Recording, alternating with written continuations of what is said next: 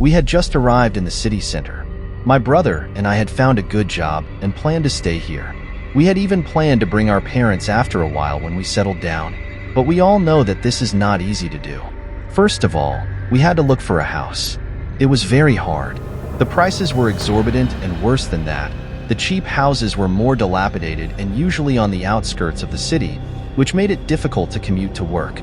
We were looking for a house for a month, but we couldn't find a suitable place at all, until once we went to see an apartment. The owner of the apartment was an old woman, almost 80 years old. It was a beautiful suite, but the price was very high. We told the consultant, "The place is very suitable for us, but the price is too high. Can't you find a more suitable house for us?" The consultant said, "Okay, I will get you a discount."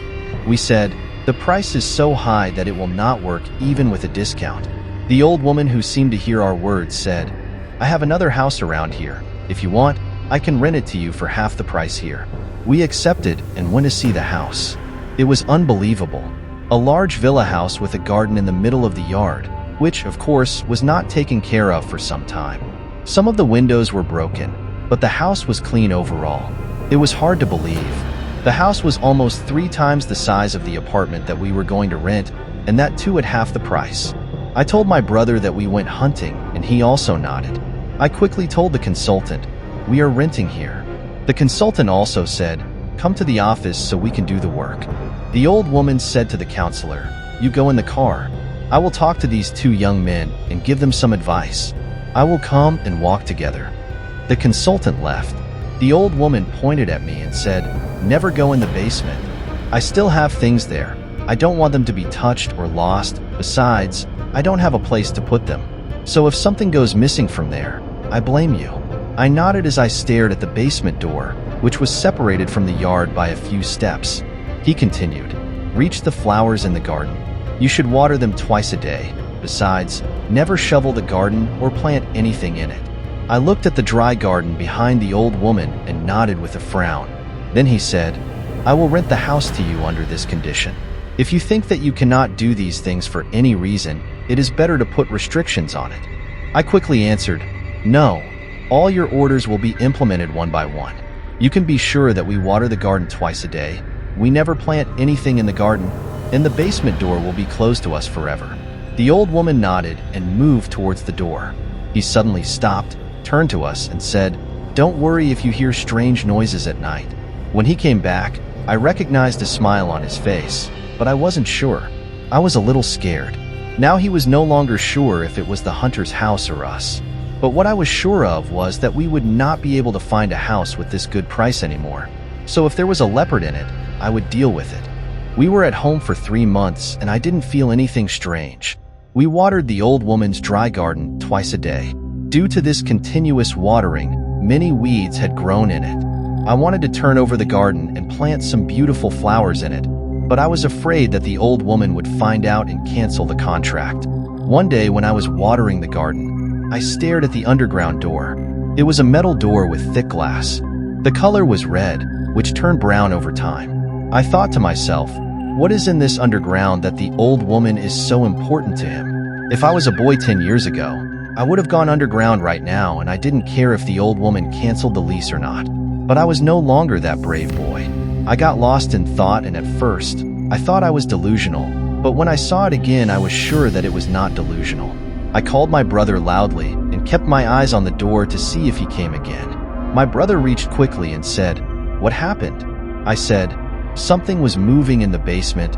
I saw its shadow from behind the door." My brother said, "It must have been a cat." I was sure it was not a cat, but I wasn't sure what it was. I shrugged and we went inside the house. The next day I saw the strangest scene of my life. The dry garden with weeds had turned into a beautiful garden with several types of flowers. I was so surprised that I could not move.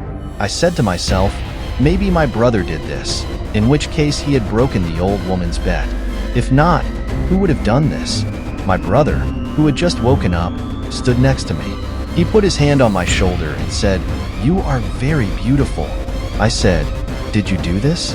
Do you remember what condition the old woman made?" My brother said, "What are you doing at night? You did it yourself.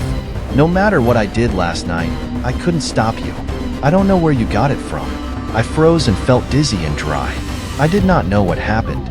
Maybe my brother wanted to make fun of me, but my brother never made such jokes. 2 months have passed since that incident, and I never understood why this happened to me. My brother asked me to see a psychologist, but it was not an important issue. It was near the Christmas holidays, and my brother and I moved house. We had made plans for Christmas. I was supposed to go on a trip with my friends, and my brother would return to the city with our parents. It was 2 nights before Eid. That night we talked and laughed until midnight. I said to my brother, "Did you water the flowers today?" He said, "Only once in the morning." I hurried to the yard. I didn't even know why I was in such a hurry. After the story of the garden flowers, I didn't want another one of the old woman's 3 conditions to remain on the ground. I removed the water hose and opened the tap, but the water did not come. I noticed that a light was on under the floor. I threw the hose aside. The first thing that came to my mind was the thief. I saw my brother looking at me from inside the house. I gestured to him to come. My brother came, and he also looked at the bright light in the basement with surprise.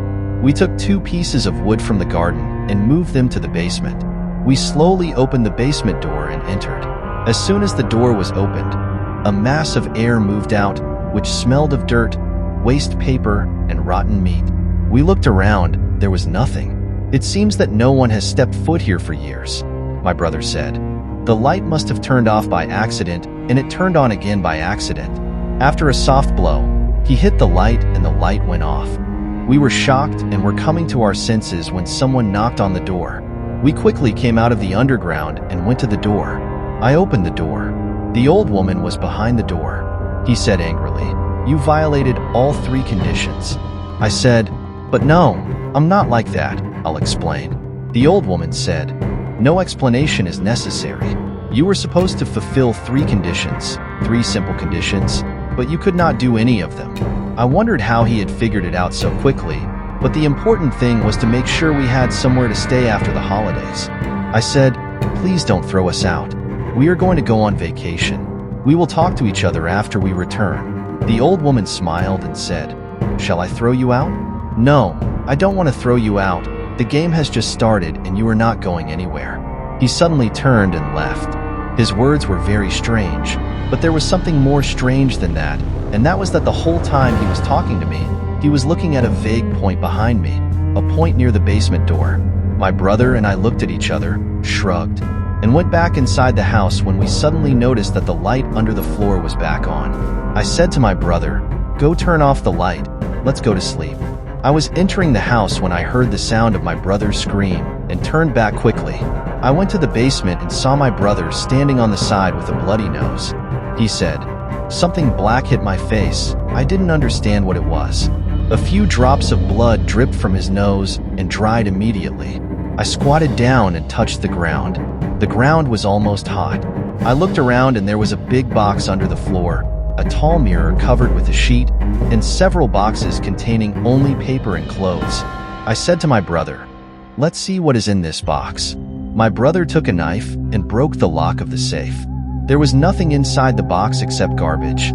I thought to myself, it is not possible for the old woman to be so worried about anything. There must be something hidden in this underground. I rested on the walls of the basement. I took a knife out of my pocket and hit the wall a few times. It looked full behind the wall. I tried other points. Suddenly I reached a place where the sound of the wall was such that it seemed to be empty behind it. I hit a few more times. Suddenly there were several hits from the other side of the wall. My brother and I took a few steps back. The light went out again. My brother said, "I'm going to get a flashlight." I said, "Bring a hammer." My brother said, "Do you want to destroy people's houses?" I said, "We will fix it later."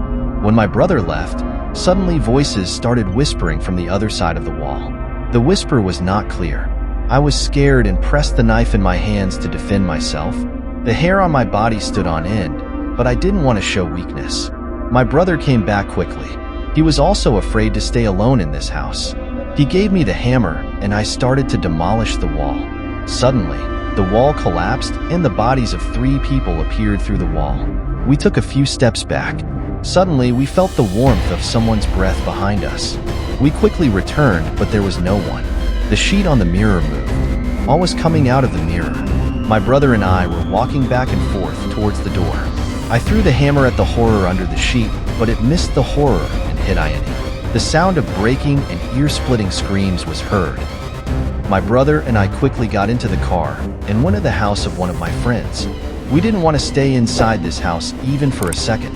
When we arrived at my friend's house, we asked him to stay the night if possible because our house was under repair. He accepted and gave us a room. My brother and I were so tired that our fear that night could not prevent us from sleeping. It was morning and we called the police and told the story and did not return to that house even to pick up our belongings.